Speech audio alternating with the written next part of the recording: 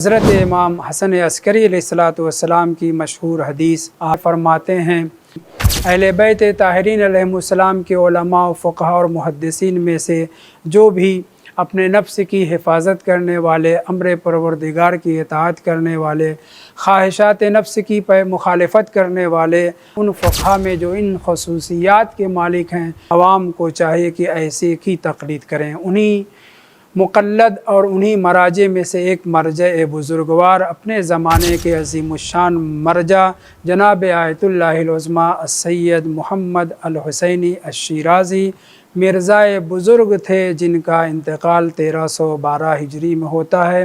اس بزرگوار نے جو نمایاں کارنامے انجام دیے ہیں وہ سرزمین سامرہ اس کی گواہ ہے۔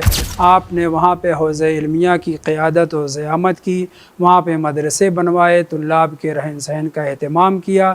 ایک شہر میں، ایک دیار میں رہتے ہوئے بھی آپ کی باتیں ہر جگہ سنی جاتی تھیں۔ اسی وجہ سے جب آپ نے یہ فتویٰ صادر فرمایا کہ آج تمباکو کا استعمال امام زمان علیہ السلام سے جنگ کرنے کے مترادف ہے، جیسے ہی یہ فتویٰ صادر ہوا، لوگوں نے اپنی تمام چیزیں جو تمباکو وغیرہ سے تعلق رکھتی تھیں ان کو پھینک دیا۔